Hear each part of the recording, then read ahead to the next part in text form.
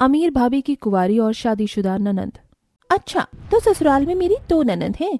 मेरी माँ कहती थी कि अपने बड़ों से दाल जरा गला कर रखनी चाहिए, ऐसे में ससुराल में इज्जत और पाव जमी रहते हैं। अरे भाभी जी, क्या सोच रही हो? अंदर आ भी जाओ, या गृह प्रवेश करने का मन नहीं है? हाँ, आ रही हूँ। दीदी, भाभी के गृह प्रवेश के बाद आरती मैं करूंगी। ठीक है। दोनों ननंद ने मिलकर अपनी भाभी का गृह प्रवेश किया और आरती करके अपनी भाभी को घर के अंदर बुला लिया। आजा बहू, आज से ये घर तेरा भी है। कुछ दिनों के बाद मेरी एक सोहनी चिड़िया उड़ जाएगी, लेकिन उससे पहले ही देखो, भगवान ने मुझे एक बेटी दे दी। सभी घर में नई बहू के आने से बहुत खुश थे, लेकिन राखी ये नहीं जानती थी कि ये नई भाभी उसकी जिंदगी में कौन सी नई आफत या चुनौतियां लेकर आने वाली थी। अब किरण को घर में आए लगभग 1 महीना बीत चुका था। अरे दीदी, आइए मैं आपके सर में तेल से मालिश कर देती हूँ। नहीं, मैं खुद ही तेल लगा लूंगी। अरे आप ही चाहिए, अभी कुछ दिनों बाद ही तो आपकी शादी है, फिर कहाँ ये मौका मिलेगा। अच्छा ठीक है, लगा दीजिए।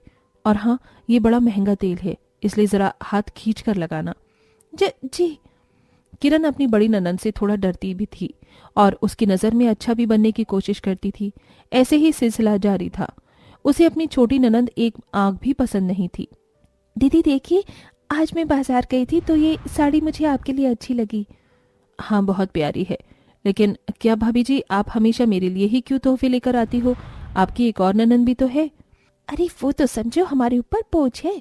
तुम तो कल को चली जाओगी, हमारी छाती पर तो सालों साल वही नाचेगी और फिर उसकी शादी का खर्च भी मेरे पति के कंधों पर आ जाएगा। हेलो, कहाँ खो गई? कुछ नहीं। वो दीदी, आप जरा ज्यादा रूपवती हो ना, तो आपके लिए चीजें जरा जल्दी पसंद आती हैं। ननन जी के लिए भी मैं पसंद करके आ गई हूँ। बड़ी सुंदर साड़ी है, लेकिन मेरे पास पैसे नहीं बचे थे तो मैं लेकर नहीं आई। कोई नहीं, ये वाली साड़ी मैं राखी को दे देती हूँ, आप मेरे लिए दूसरी वाली ले आना। अरे पर कोई प्रॉब्लम है क्या? नहीं, जैसी आपकी मर्जी। किरण ऐसा चाहती तो नहीं थी, लेकिन परिवार वालों के सामने अच्छी बनने के लिए उसने ऐसा किया। ऐसे ही सिलसिला चलते हुए कुछ दिनों बाद रेखा की शादी हो गई और वो ससुराल आ गई। रेखा की शादी होते ही किरण ने राखी को अपना असली रूप दिखाना शुरू कर दिया। मेरी दीदी चली गई। भाभी चलिए, अब मिलकर इस शादी के फैलावे को समेट देते हैं। क्या बोली? मैं तेरे साथ संगवा दूं? चुपचाप अकेले घर को साफ कर ले, समझी?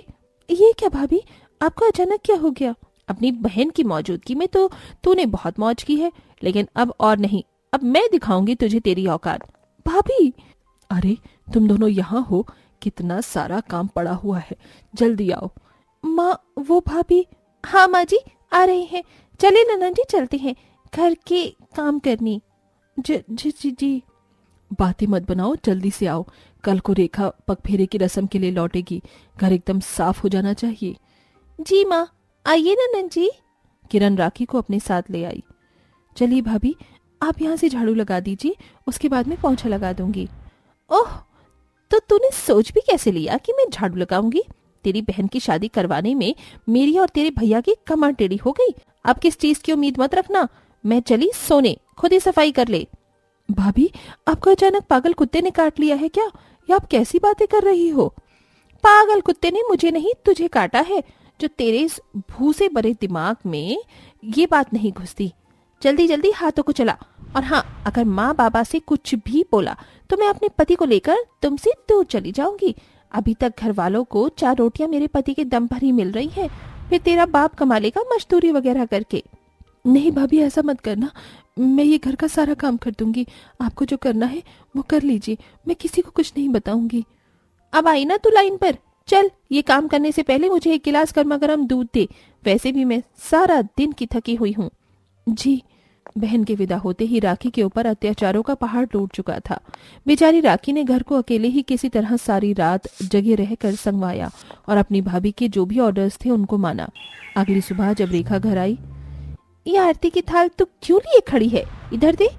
जी। किरण ने राखी के हाथों से आरती की थाली को छीन लिया।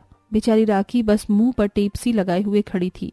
उसे ऐसे गुमसुम सा देखकर रेखा बोली, राखी क्या बात है, तू इतनी चुप क्यों है? कुछ नहीं दीदी। लगता है तू सारी रात सोई नहीं है, क्या हुआ? वो ननन जी को ना आपकी याद आ रही थी दीदी। कहाँ आप दोनों बहनें एक साथ सोती थीं और अब एकदम ही अकेले, तो नींद सही से नहीं आई होगी। ननद जी, आपकी आंखें तो नीचे से काली सी हो रही हैं, आपके लिए चाय लाऊं क्या? नहीं भाभी, मैं खुद ले लूंगी। राखी, मुझे बता कि बात क्या है, चल जल्दी। हाँ, रेखा दीदी आइए, आज पापा आपके लिए आपकी मनपसंद मिठाई लेकर आए, खा लीजिए। शुक्रिया भाभी, चल आजा, दोनों मिठाई खाएंगे। जी। राखी सारा दिन ऐसे ही गुमसुम सी ही रही। उसे इस तरह देखकर रेखा को दाल में कुछ काला सा तो लगा, लेकिन उसने फिर इस बारे में ज्यादा नहीं सोचा। ऐसे ही शाम हो गई और रेखा के ससुराल लौटने का समय आ गया। देख, अगर तबीयत ठीक नहीं है तो दवाई ले आना, ठीक है? अरे दीदी, ये लीजिए आपका पगफेरे का मेरी तरफ से तोहफा, उम्मीद है आपको अच्छा लगेगा। शुक्रिया भाभी। अच्छा माँ, अब मैं चलती हूँ। रेखा घर लौट गई। उसके ससुराल को निकलते ही किरण ने राखी से फिर से बहस शुरू कर दी। ये अधमरों का सा मुंह क्यों बना रखा है तूने? बोल। आप क्या चाहती हो? आगे से दोबारा तुझे ऐसी लटकी हुई शक्ल में ना देख लूं, समझी? चल, अब तेरी बहन गई, कामों को निपटा। जी। बेचारी राखी फिर से उन्हीं सब कामों में लग गई।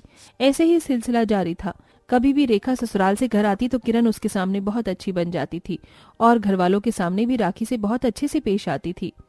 एक दिन रेखा अपने मायके आई। उस वक्त उसके माँ बाप घर पर नहीं थे। वो अचानक ही अपने मायके आ गई, जहाँ उसने अपनी भाभी का असली रूप देखा। अरे ये कैसी सफाई कर रही है? हाथों में दम नहीं है क्या? भाभी ठीक ही तो है। कितनी बकवास चाय बनाई है। किरण ने राखी के साफ किए हुए फर्श पर सारी चाय उड़ेल दी। साफ कर इसे भी और मेरे लिए दूसरी चाय बना कर ला। जी। ये सब कुछ देखकर रेखा का खून खौल गया और वो गुस्से में अपनी भाभी के पास आई। आपकी हिम्मत कैसे हुई मेरी बहन से ऐसा बर्ताव करने की? दीदी। भाड़ में गई दीदी। रुक, तेरा तो अभी मैं पूरे परिवार के सामने तमाशा निकलवाऊंगी। रेखा ने फोन करके सभी को बुला लिया। रेखा का भाई, बाप और माँ सभी उल्टे पैरों घर की तरफ लौटे। क्या बात है, इतनी जल्दी क्यों बुलाया? इस किरण की अकल को ठिकाने लगाने के लिए। अरे हुआ क्या है? रेखा ने किरण की पूरी हरकत को सभी के सामने दोहराया। ये इस घर में रहने के लायक नहीं है, बाहर कर दो माँ इसे और इसके पति को। दीदी, आप मुझे क्यों घसीट रही हो? मैं इस सब का हिस्सेदार नहीं हूँ। किरण, तुमने ऐसा क्यों किया? इसे क्या पूछते हो? ये तो चलती फिरती नागिन है, नागिन। चल दफा हो मेरे घर से, जहरीली नागिन। मेरी बात तो सुनिए। चुप रहो किरण, मुझे तुमसे ये उम्मीद कभी नहीं थी। मैं तो तुम्हें भोली भाली सी लड़की समझता था, लेकिन भाई तो खुद ही इसे धक्के मारकर निकाल दे, वरना ये मेरे गुस्से का शिकार हो जाएगी। मुझे माफ कर दीजिए, प्लीज प्लीज, मुझे घर से मत निकालिए। मेरे माँ बाप जीते जी मर जाएंगे, प्लीज। ये बात पहले क्यों नहीं तेरे दिमाग में आई? बोल। दीदी छोड़ो, माफ कर दो ना। तू तो दयालुता की देवी है, तुझे तो किसी पर भी एक सेकंड में दया आ जाती है, लेकिन जरा इसकी हरकत तो याद कर। अरे मैंने तो आज देख लिया, इसके इन्हीं अत्याचारों में मेरी बहन घुल रही थी। दीदी प्लीज मुझे एक मौका और दे दीजिए, मुझे माफ कर दीजिए ना, मैं आपके आगे हाथ जोड़ती हूँ। किरण ने हाथ जोड़ जोड़ कर माफी मांगी। उसके इतना बोलने पर सभी ने उसे आधे मन से माफ कर दिया। अब किरण को अकल आ चुकी थी। अब वो राखी से बुरा बर्ताव नहीं करती थी और अब सब कुछ ठीक हो चुका था।